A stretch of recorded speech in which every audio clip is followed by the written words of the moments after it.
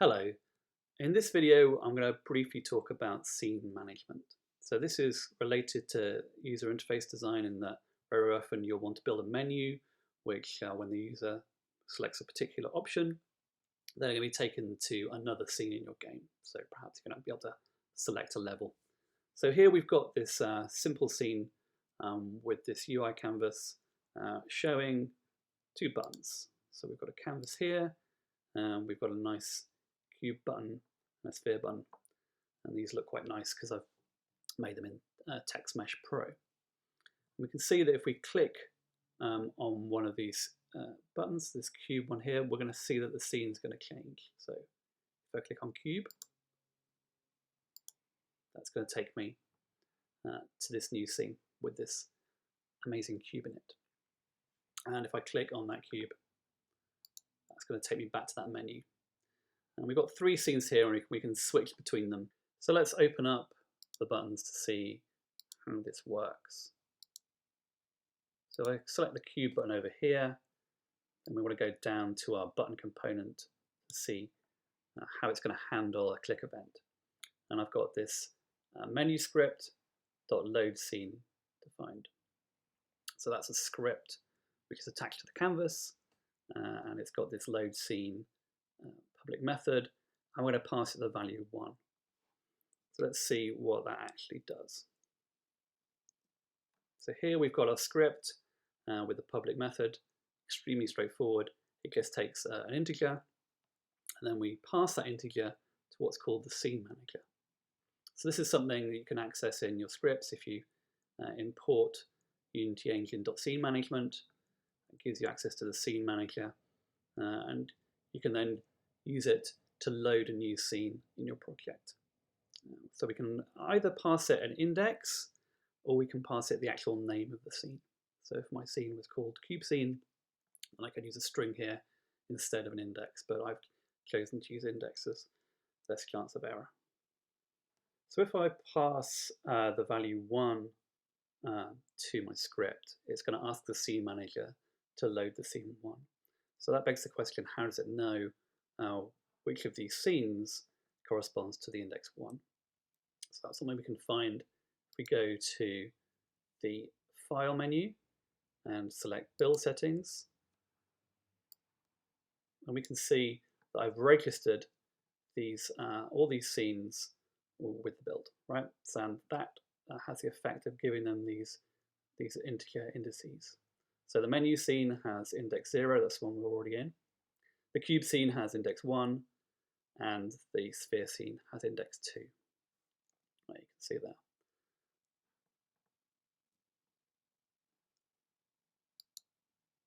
So when I click on this button, then it's going to ask the scene manager to load the scene 1.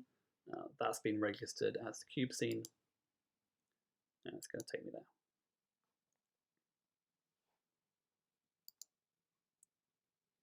So when we call load scene, what's going to happen to the current scene is that it's going to be completely destroyed, and we're going to create the new scene anew, as it were. That's often what you want if you want to get rid of that menu and load in a new level. But sometimes you'll want to not destroy what you've got, but just add to it. So imagine a level where you're going through an environment and you get to a certain point in the level and you want more of that environment to be created. That could be stored in a separate scene, and instead of destroying what you've just walked through, you just want to add some more of the environment from that second scene. So in that case, what we can do is just still use load scene, but change the load scene mode. At the moment, the default is single, so it's going to destroy, replace what we have, but we can instead use additive, and that's going to allow us to load in the scene as additional content. The other bit of behavior that we've seen so far is that when I clicked on the cube in the scene 1, it took us back to scene 0, the menu. So this is just easily defined in this little script here, where we've got this. This is attached to a cube, and we say on mouse down, i.e. if the object is actually clicked, then we now load another scene. We load scene 0, which is the menu. So that takes us back to the menu. Now let's take a look at the other scene, one with build index 2, that's the sphere scene. So this button has been configured to take us there with load scene. And there we go, that's the sphere scene. If I click on the object now though, we're using a different script. You can see the effect of that. So that faded the scene out. So it used load scene to take us back to scene 0, the menu, but it applied this fade effect as it did that. So let's have a look how we do that in code. So let's see how that fade effect was achieved. So what we've done is we've attached a script to the main camera in the scene that we're leaving. So what we're going to do is put a texture in front of that camera. It's a black texture, so if it's put in front of it, we can't see anything. That's fully faded out. But we start the fading process with that texture's alpha value set to 0. So the alpha value affects the transparency of the texture. So once it's 0, it's going to be fully transparent. So we apply that texture to the camera, and what we're doing is starting with 0 and gradually moving it to 1, having this fade out effect from fully transparent to fully black. So you can see we've got the camera here in our scene. It's looking at the yellow sphere. We've got this fader script which is going to do that transition for us, basically lerp between one alpha value and another. And we've got the texture that we want to use. In this case, we're just going to fade out to black. And we also give it a time, how long it should take to fade from 0 to 1. So let's look at the code which does that transition. We use this onGUI method on the script attached to the camera. So this is basically going to be called whenever there's any kind of rendering or UI event that needs to take place on the camera. So when the camera is rendered, this is going to be called.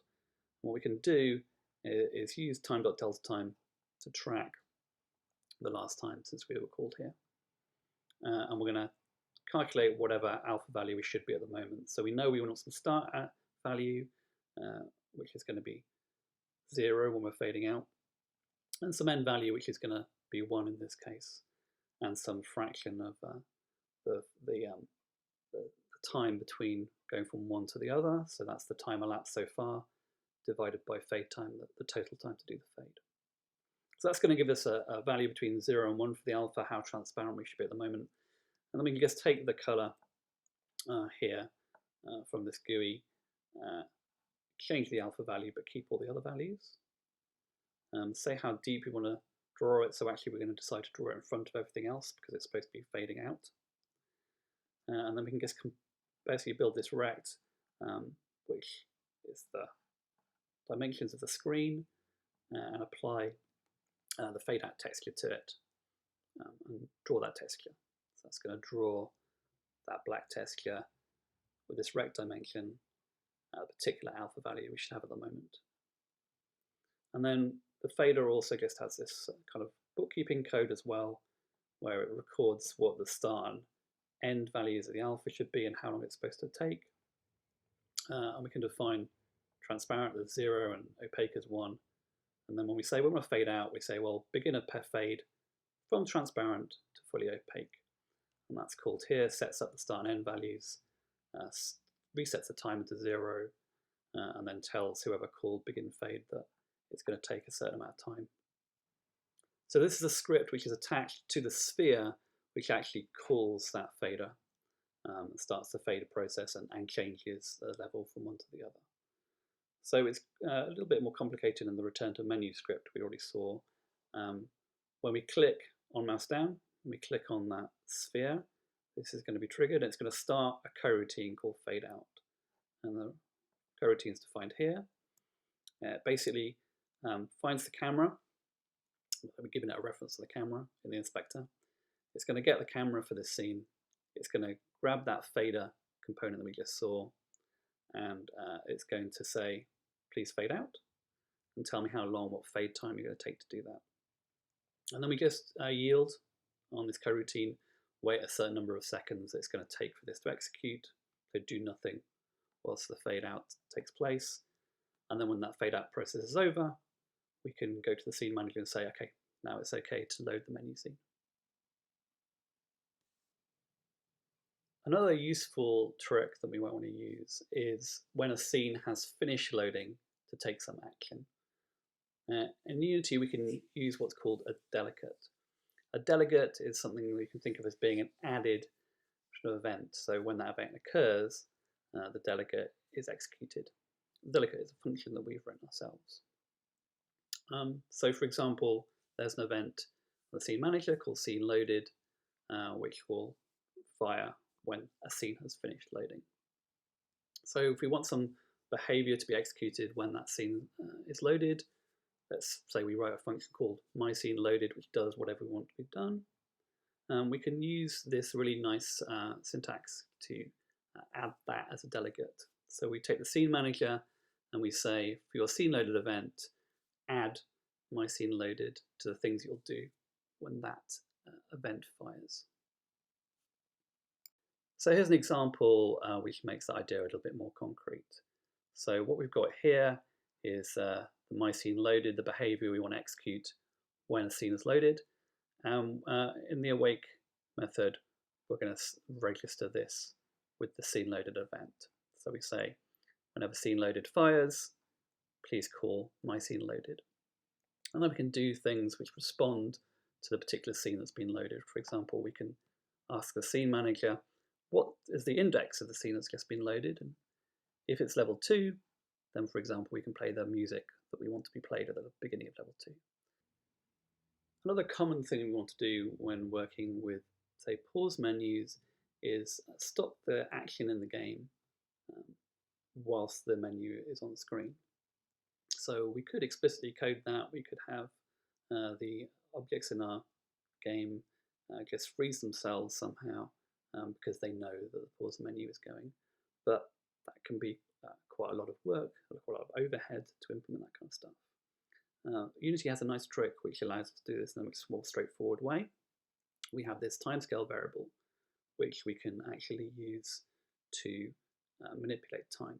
So normally that's set at 1 and everything in the game will progress at the expected speed. We can actually slow this down, so we can take timescale down to 0.5, so that's going to be half as slow as real time. And if we take timescale down all the way to 0, then effectively everything in the game is paused. So objects won't behave in the way they're expected, they'll just freeze whilst that menu is up.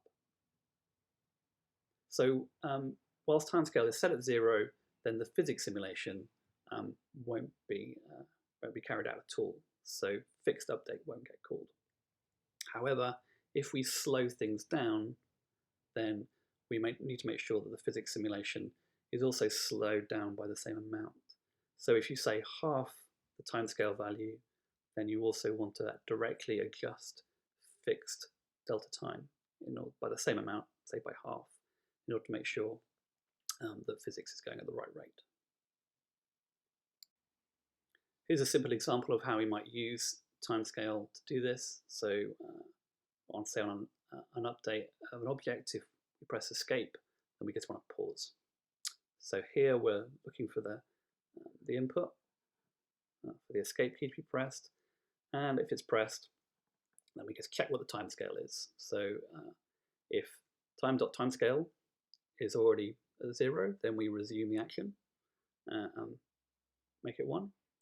And if it's some other value, so if it's not completely paused, then we pause it by setting it to 0. That's the end of this video, where we've talked about scene management, loading scenes, pausing them, and the kind of effects that we can apply when doing that. Thanks very much for listening.